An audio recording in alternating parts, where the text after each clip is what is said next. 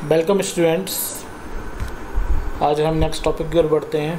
Topic is the antidiuretics. Antidiuretic is the topic of pharmacology. Pharmacology का antidiuretic भी एक topic important topic है, just opposite to the diuretics. And diuretics agent क्या थे? Diuretics are the those agents that enhance the formation of the urine volume and increase the urine output. What antidiuretics? Just opposite to the diuretic. Antidiuretic are those agents that decrease the formation of urine volume and decrease the output of urine. ठीक है? Now discussing the antidiuretics. These are the drugs that reduce the formation of urine volume, and the drugs are used mostly in the treatment of diabetic insipidus. जो drug urine के volume को कम करती हैं वो drug एंटीडायरेटिक हैं। साथ में most ये ड्रग जो होती हैं मोस्टली डायबिटिक इंसिपिडस में ज़्यादा यूज़ होती हैं। डायबिटिक इंसिपिडस एक डिसऑर्डर है जिसमें क्या होता है, यूरिन का वॉल्यूम या यूरिन फॉर्मेशन की फ्रिक्वेंसी बहुत ज़्यादा बढ़ जाती है। यूरिन फॉर्मेशन भी ज़्यादा होता है, यूरिन की फ्रिक्वेंसी भी बढ़ जाती है।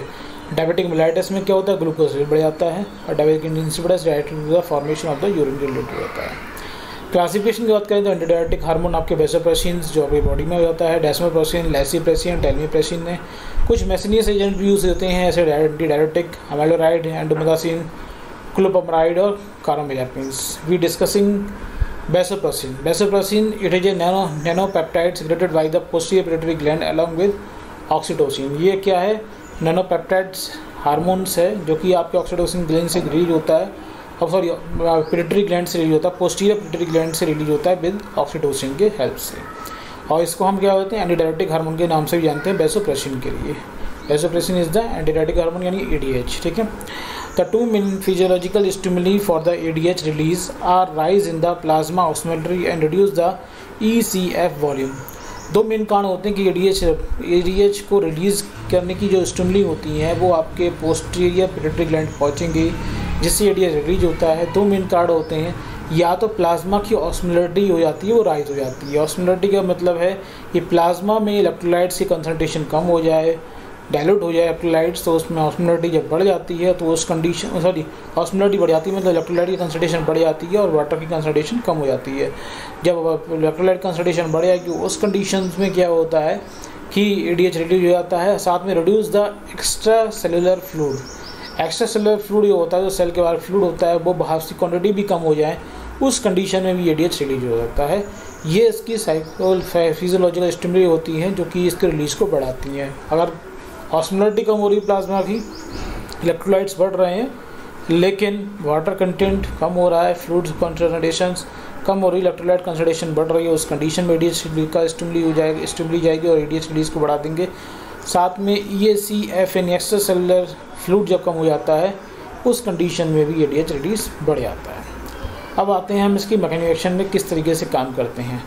वेसोप्रेसिन्स act and B1 B2 receptor. Vasopressin में भी B1 B2 रिसेप्टर होते हैं और ये सभी रिसेप्टर कैसे होते हैं? जी प्रोटीन कपल रिसेप्टर्स होते हैं। जैसे हमने पहले बताया था, रिसेप्टर मेनली 4 टाइप के होते हैं, G protein couple receptor, ion ligated channel receptors, जीन पर फिर आपका tyrosine link insulin dependent receptor होते हैं, वो ट्रायोसिन लिंक रिसेप्टर होते हैं, और जीन और इंट्रासेलुलर या इंडियन न्यूक्लियर रिसेप्टर्स होते हैं। तो मेनली यहाँ पर क्या जी प्रोटीन कपल रिसेप्टर है। वेसोप्रेसिन जो होते हैं वो वेसोप्रेसिन के B1 B2 बैक्ट होंगे, both are the G protein couple receptors. Vasopressin produce a major action through the activation of B2 receptor. Vasopressin का जो मेजर एक्शन होगा वो किससे होगा? B2 रिसेप्टर के एक्टिवेशन से होगा। That present in the collecting duct of the nephron. Nephron की कलेक्टिंग डक्ट प्रेजेंट होता है। This result increase the water mobility. इसकी वजह से वाटर मोबिलिटी उस कलेक्टिंग डक्ट की बढ़ जाती है और by increasing the water channel containing vesicle. जिसकी वाटर मोबिलिटी क्यों बढ़ जाती है? क्योंकि कलेक्टिंग डक्ट में क्या होते हैं? Water channel containing vesicle, WCVS, water channel collecting vesicles की क्वांटिटी बढ़ जाती है और इन vesicles in the apical membrane of the collecting duct, apical membrane के में ये बढ़ जाते हैं, जिसकी वजह से वाटर ज़्यादा अमाउंट में रीअब्जॉर्ब हो जाता है। जब वाटर ज़्यादा अमाउंट में रीअब्जॉर्ब होगा इसके कारण क्या होगा? This lead to increase the water reabsorption. Water absorption बढ़ने लगता है from the collecting duct and reduce the formation of the urine. अगर हम फिगर से देखें तो ये आपकी कलेक्टिंग डक्ट है, जैसे ये वाटर मॉलिक्यूल एब्जॉर्ब हो रही हैं, इस तरह से ये जो चैनल्स होती हैं वेसिकल वाटर वेसिकल्स होती हैं वो क्वांटिटी में बढ़े आते हैं। वाटर चैनल वेसिकल्स कंटेनिंग यानी कि क्या हो रहा है कि पहले उसमें हुआ क्या, हम दोबारा एक बार देख लेते हैं। बेसिप्रेशन B1 B2 पे एक्ट होगा, ये G1 का रिसेप्टर है, और बेसिप्रेशन का मेन एक्शन किससे होता है, B2 रिसेप्टर होगा। B2 रिसेप्टर क्या करेंगे कि जो कलेक्टिंग डक्ट है वहाँ पर कोई नेफ्रॉन्स की उसमें जाके एक्ट, उसमें जाके क्या करते हैं, उस कलेक्टिंग डक्ट में वाटर परमिबिलिटी बढ़ा देते हैं। वाटर परमिबिलिटी बढ़ती किससे है कि क्योंकि उसके अंदर वाटर चैनल कंटेनिंग वेसिकल्स होते हैं, वाटर चैनल कंटेनिंग वेसिकल्स होते हैं, वो कलेक्टिंग डक्ट की मेम्ब्रेन में बढ़ जाते हैं, जिसकी वजह से क्या होता है, वाटर ज़्यादा अमाउंट में रीअब्जॉर्ब होने लगता है और फॉर्मेशन ऑफ वॉल्यूम यूरिन होती है वो रिड्यूस हो जाता है। जैसे मैं इसमें दिखाऊंगा आपको with the help of figure हम देखना चाहें तो ये आपकी कलेक्टिंग डक्ट है। कलेक्टिंग डक्ट में क्या है, जैसे ये सिंपल वाटर मॉलिक्यूल एब्जॉर्ब हो रहा है through the water collecting vesicles, water containing vesicles से। लेकिन ये जो हैं यहाँ पर आपको दो दिख रहे हैं, लेकिन इन द प्रेजेंस ऑफ जब B2 रिसेप्टर एक्टिवेट होता है तो यहाँ पर इनकी क्वांटिटी बहुत ज़्यादा बढ़ जाती है। वाटर कंटेनिंग वेसिकल्स की क्वांटिटी बढ़ जाती है, वाटर चैनल कंटेनिंग वेसिकल्स की हेल्प से वाटर यहाँ पर ज़्यादा अमाउंट में रीअब्जॉर्ब होने लगता है, और वाटर जब रीअब्जॉर्ब होगा तो वाटर का अमाउंट होता है वो यूरिन में कम हो जाता है, एक तरह से यूरिन आउटपुट कम हो जाता है। This is the mechanism. अब बात करते हैं फॉर्मल एक्शन में। It increase the water reabsorption, water reabsorption बढ़ा देते हैं कलेक्टिंग डक्ट से, और formation of urine reduce, formation of urine volume का कम हो जाता है। इसके और दूसरा क्या एक्शन होता है, reduce the blood vessel construction को, ब्लड वेसल्स को कंस्ट्रक्शन करते हैं, जिसके कारण B1 रिसेप्टर्स की वजह से B1 रिसेप्टर जो एक्ट होगा एक्टिवेशन हो जाता है वैसे पेशेंट से भी, और B1 रिसेप्टर की वजह से क्या हो, बेसल कॉन्ट्रैक्शन होगी, जिसकी वजह से BP राइज होने के चांसेस बढ़ जाते हैं। It also increase the paceless movement, B1 receptor activate होने से भी पेसलेस मूवमेंट बढ़ जाता है। पेसलेस मूवमेंट बढ़ेगा तो वाटर तो क्या होता है, GIT का मोशन बढ़ जाएगा, साथ में गैस या अदर तरह के एक्सप्लोशंस आसानी से हो जाते हैं। पेसलेस मूवमेंट है तो GIT मोटिलिटी बढ़ जाएगी।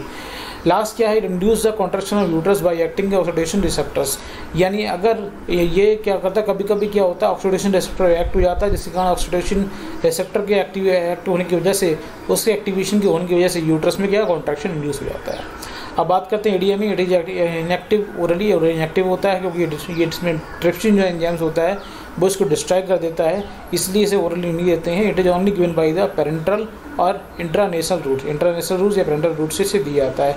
Metabolise in the liver and kidney and excreted through the urine. ठीक है, अब बात करते हैं इसके एडवर्स इफेक्ट की। तो एडवर्स इफेक्ट क्या है, नेशनल इरिटेशन, अगर हम इंटरनेशनल रूट से देंगे नेशनल इरिटेशन करेगा, कंजेशन भी उसी रूट से करेगा, राइनाइटिस भी कर सकता है, और अल्सरेशन भी फॉर्म हो सकते हैं ऑन द इंटरनेशनल एप्लीकेशंस।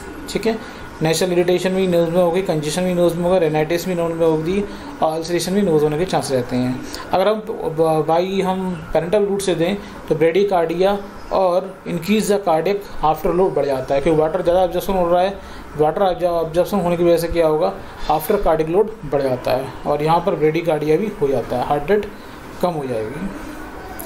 तो कंट्राइंडिकेशन क्या है, किस कंडीशन अवॉइड करना चाहिए, इस्केमिक हार्ट पेशेंट होता है उसमें नहीं देना चाहिए, हाइपरटेंशन का पेशेंट है उस कंडीशन में नहीं दें, क्रोनिक नेफ्राइटिस है उसको नहीं दें, और साइकोजेनिक पॉलीडायप्सी है, पॉलीडायप्सी में बराबर प्यास लगना, कोई बराबर ज़्यादा पानी नहीं रहा है, किसी कोई ऐसी कंडीशन जिसकी वजह से उसे प्यास ज़्यादा लग रही है, उन पेशेंटों को ये कंट्राइंडिकेटेड है, उनको नहीं देते हैं। ठीक है, अब लास्ट बात है इसके यूज़ की। यूज़ क्या है, in treatment of diabetic insipidus, diabetic insipidus में बता चुका। इसमें क्या होता है, यूरिन वॉल्यूम की, यूरिन का वॉल्यूम बढ़ जाता है, यूरिन की फ्रिक्वेंसी बढ़ जाती है, यूरिनेशन ज़्यादा टाइम करता है पेशेंट, ज़्यादा बार यूरिन जाता है, उस कंडीशन में हम इनका यूज़ करते हैं एंटीडायरेटिक हार्मोन्स का। इन the treatment of bed wetting children, जो कि बेड को रात में सोते समय पेशाब कर देते हैं बच्चे, उनके ट्रीटमेंट में भी एंटीडायरेटिक हार्मोन का यूज़ किया जाता है।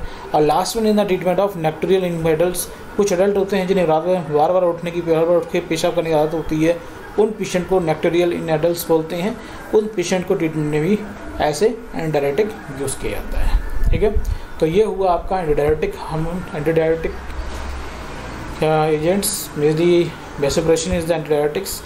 अगर कोई कन्फ्यूजन हो तो पूछिएगा,